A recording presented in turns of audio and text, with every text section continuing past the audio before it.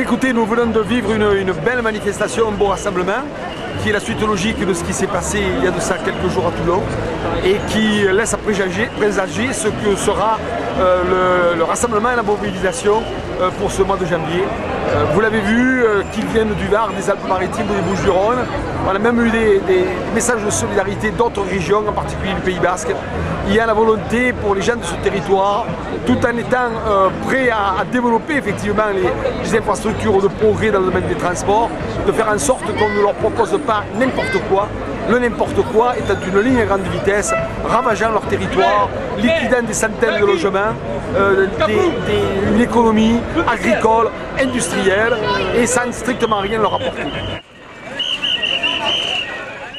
Vous habitez où précisément? Au Bagne, à Saint-Mitre. Alors il sort de souterrain à la Penne-sur-Yvonne.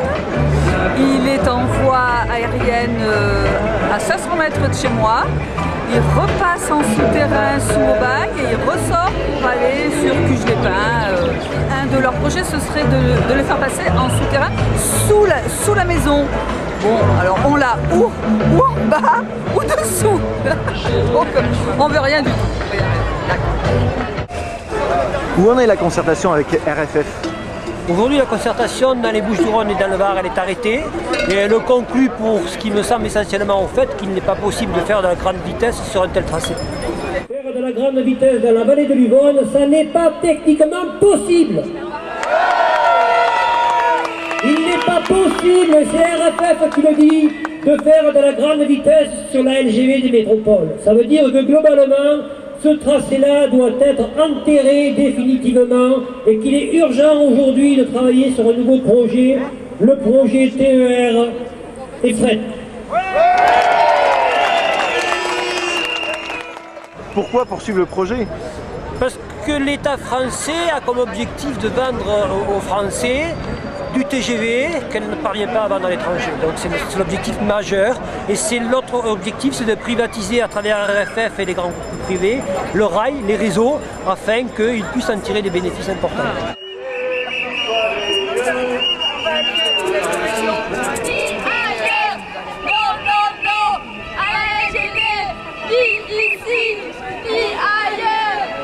C'est très simple, c'est-à-dire que les ministres qui sont en charge du dossier, c'est-à-dire Mme Nathalie Kosciusko-Morizet ainsi que M. Mariani, si on décode ce qu'ils ont dit, ils ont dit les habitants n'ont pas bien compris, n'ont pas compris qu'on voulait faire leur bonheur malgré eux, donc nous demandons à RFF de continuer à leur expliquer jusqu'à ce qu'ils comprennent qu'ils doivent accepter ces projets. Voilà un petit peu exactement ce qu'ils ont dit.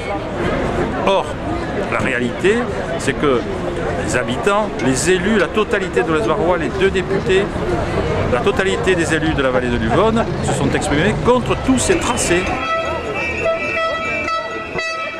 On ne peut plus se poser, après ce qu'on a entendu, la question du progrès. Ici est le progrès. Tout le monde l'a dit. On ne peut plus se poser la question de mais qui sont ces gens qui ne veulent pas de projets innovants. Oui, on veut des projets innovants, tout a été dit. Qui sont ces gens qui ne veulent pas faire progresser la région? Oui, on veut faire progresser la région. Tout ce qui a été dit jusqu'à présent, tout ce qui va être dit, contribue à faire valoir un certain nombre d'idées, de formulations extraordinaires pour démontrer que ce projet est néfaste parce qu'il est tout le contraire du développement, parce qu'il est tout le contraire d'une région à visage humain, parce qu'il est tout le contraire de ce qu'on a besoin à Marseille.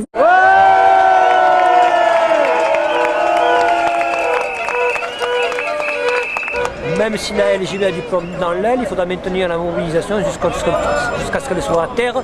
Et quelque part, il ne faut surtout pas s'arrêter. Il va falloir continuer parce que la fin de la LGV n'est pas une fin en soi. Nous, ce qui nous intéresse, c'est que le projet concernant le TER soit en place et prenne la priorité sur ce projet de LGV.